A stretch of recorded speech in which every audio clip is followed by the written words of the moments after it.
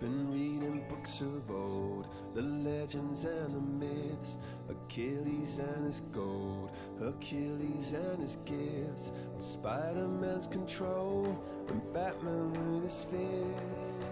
And clearly I don't see myself upon that list, but she said, where'd you wanna go? Hey guys, Ron from FunctionBuilt-Aquatics. I'm doing a quick video of a 10-gallon rack that I have that holds about 9 10-gallon tanks. All the fish in these 10-gallon tanks are in basically they're all individuals, except for one that has some fry. Some of these fish are usually a little bit misbehaved, or I just prefer to single them out for conditioning, or I may just have maybe a few extra ones, and I rather prefer to actually grow them out and put some size on them before I put them back in with either other females or other males. So let's do a quick breakdown of some of these individual fish. In this particular 10-gallon tank, I have a male Ocelot South below. This fish was recently imported, well, fairly recently imported, about 3.5 to 4 months ago. He's one of my more prized Ocelot, showing beautiful, beautiful, beautiful colors. A little yellow, a little dark browns and reds. Right now he's displaying to a female macrostoma. Sorry for the hazy video right there. To a female macrostoma that's in the tank next to him.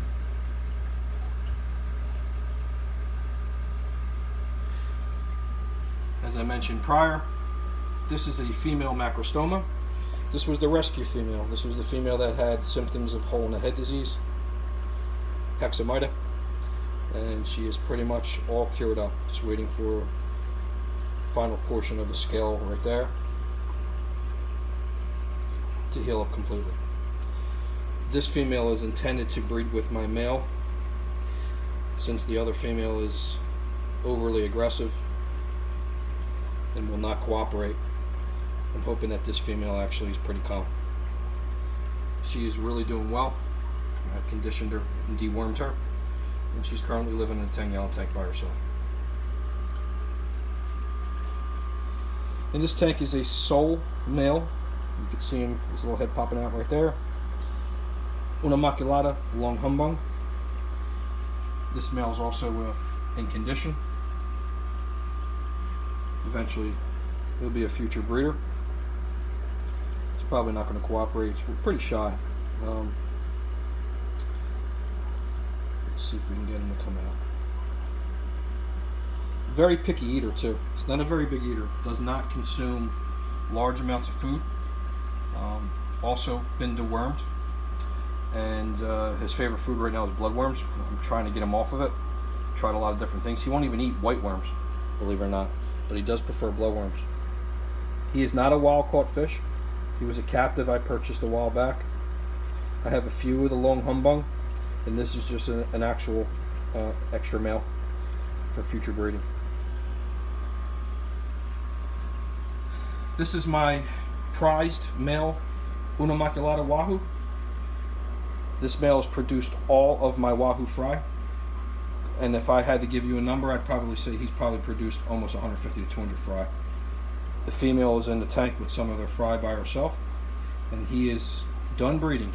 I do not intend to breed him again, so he will not be in the tank with the female anytime soon. Every time I put them together, they spawn usually within a day. So with that being said, he's actually been chilling out. He's very active, good feeder, and like I mentioned prior, he's been in my collection for a while. If I had to guess, it's probably close to 2.5 to 3 years. This is one of our female Ocelot malu. She's actually beautiful. Now this is a female that I've maintained in this white painted tank. And if I can get her to come out, let's see. She shows really, really super pale color because of the surroundings she's in. Almost white. I've seen albino and leucistic wild bettas.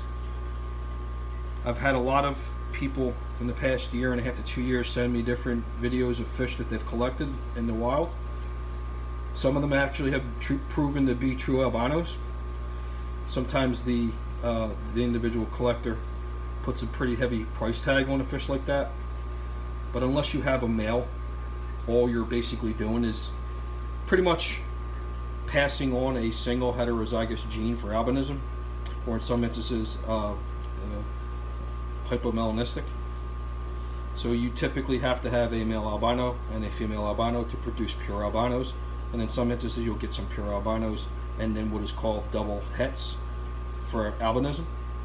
But the last few times these collectors have only showed me fish that were singles. They were either male or female, and like I mentioned prior, heavy price tag just wasn't, unless I had another fish to put with it that was matching, just wasn't in my interest. I'm not looking to produce designer wild betta fish, and in my honest opinion, if it exists in nature that way, that's what my intent. And if it doesn't, I don't cross and I don't do hybrids. I don't knock the ones that do, but in my opinion these fish are rare enough and should be maintained in their wild natural state first before we start playing around with them and eventually producing what I call designer bettas for the market. With all the different wild bettas out there that you can collect and purchase from either direct collectors in Indonesia and Malaysia, you can basically never have enough space for all the different individual species that are out there. So with that being said, let's move on to another one. This is a female patoti. I have picked up quite a few of these patotis, and this is a female I just wanted to single out. And as you can tell, when these fish are in proper condition, they show amazing color. She's not a chili red, but in my opinion, she's just as pretty as any super dark or red chili red I've ever seen before. I love wild betta fish. I love their shape, finnage, their feistiness, everything about them. They're just pretty damn cool. And with that being said, this is a female that I will grow out. I have a male ready for her, and hopefully in time they'll produce beautiful offspring, just like both of them. This is an Ocelot, more of a reddish version that comes from Malaysia. This is probably the only fish on this rack that's not by himself. This Ocelot is with all his fry. These are fry he spit. Some of the ones he spit prior to releasing all his fry are with the female. These guys produce huge numbers of fry. I probably have close to 100, maybe 115 just from this one particular male and the female I have. This also was recently imported about 4 months ago from Malaysia. And I'm just, like I mentioned prior, a lot of these unimac species are my favorite fish. And this particular Ocelot, look at the coloration. And this is under basically iPhone type video with really terrible yellowish type light. Under the proper lighting, this fish would pop. This is a future male wahoo that I chose from my long-term male I mentioned prior. This is one of his offspring. For some reason or other, this male does not show the most gaudy color that these fish can show from time to time, but there's a lot of things about him I like, and I also like the fact that he eats everything I offer him. I have lots of these juveniles, but he's the one I chose, and he'll be a future breeder for me to eventually replace his father when that time comes that his father is no longer around. But with that being said, I hope maybe keep hold on to him for close to 6 to 10 years. I know that a lot of people have no idea that a lot of these unimac fish can live for a long time. I have a friend in California that has some unimacs, here he goes, that have been around for close to 10 years. And we're talking macrostoma included. They can live a long time. They're not like betta splendens, which maybe can hold a lifespan of maybe 3 years in the wild, maybe 2 to 3 years in the wild, or even less. This same individual has also told me he's maintained betta splendens in maybe the placat form for close to seven years plus. in this particular tank is one of my auxiliary Montoy males, and he's put on a little bit of weight, so I've actually put him on a little bit of a diet. He's been showing a little bit too much of a belly, but he's not going to cooperate. Let's see if I can get him to come out.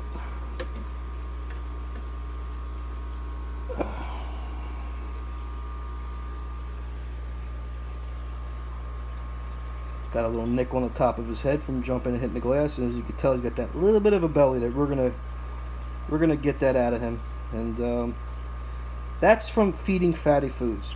This guy likes to eat earthworms. Earthworms are a very good food, but they're not a constant food source for betta fish all the time. They will produce fatty buildup inside their guts, and this guy has it. So he's been on a fast. I'm feeding him every 2 to 3 days, and sometimes I'm skipping and just doing every 3rd day. And he may not like it too much, but his belly's starting to come down. It was actually bigger. So I'm looking forward to getting him back into fighting shape like his brother, who is an amazing beast. He's in another rack, and his brother actually is one of my favorite fish in my collection. These are a very aggressive species. Montoy are known for being really hard on their significant others. So when you try to spawn these particular fish, be prepared. The female is going to get her butt handed to her, and in some instances she may even get killed. The only female I had, she actually perished that exact same way. So currently I have 2 males only. I've had a couple females come up from time to time, but we have quite a few breeding projects right now, so I'm holding off until I get both these guys in condition, and then I'll pick up a female or 2 and see which one of the 2 can give me some fry. So this is a 10-gallon rack holding 9 10-gallon tanks in a row, lit by a single stick-on type LED. I'm not going to show you because this is going to be too much of a glare. And as I mentioned prior, our central air system running all the sponge filters. In time, I do intend on replacing these double sponge filters and going with maybe more high-end type sponge filters to single with a large sponge to get more filter capacity. These guys, these little individual black double sponge filters with the suction cups, have done a really good job in fulfilling my needs. But I think with this type of system, I think it's time to increase the bio capacity and surface area, especially in 10-gallon tanks. If not, you'll be doing water changes pretty often. So this is FunctionBuilt-Aquatics. This is a quick, well, somewhat quick 13-minute video on our wild Betta Rack. One of many. Thanks for watching, guys. See you.